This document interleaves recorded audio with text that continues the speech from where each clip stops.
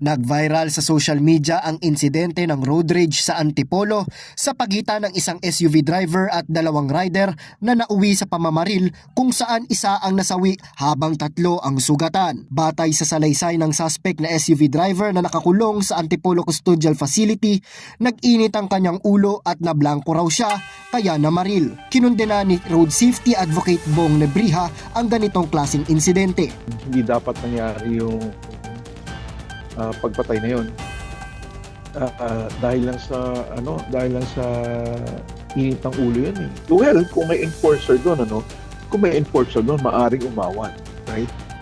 Pero ito kasi ang road rage, it starts with aggressive driving.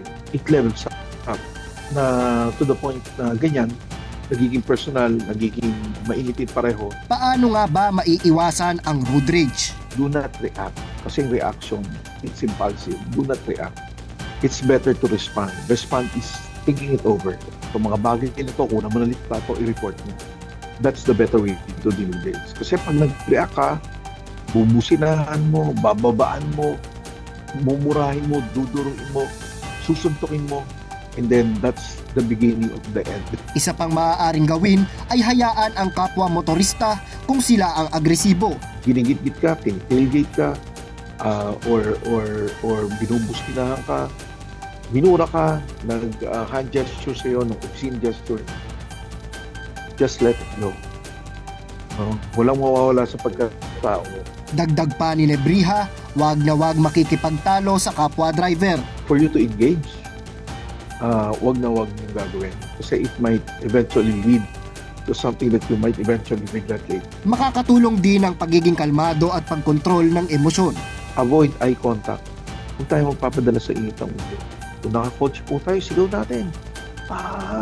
I-relax po natin, event po natin, mag-breathe in, breathe out tayo, then let's think. Do not react, respond.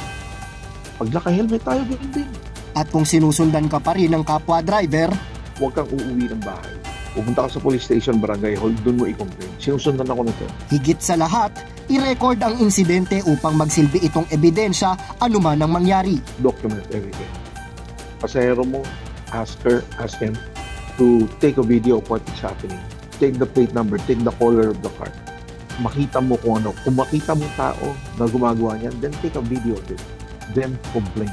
Ayon sa MMDA, umaabot sa 72,000 traffic accidents kaugnay ng road rage ang kanilang naitala noong 2024. 8 naman kada 10 driver ang nakararanas ng road rage kada taon. 9 naman sa 10 driver ang nakakaramdam ng threat sa aggressive drivers kada taon. Ayon naman sa tala ng Department of Health, pumalo sa 703 road accidents ang kanilang nai-record per months ng nakaraang taon.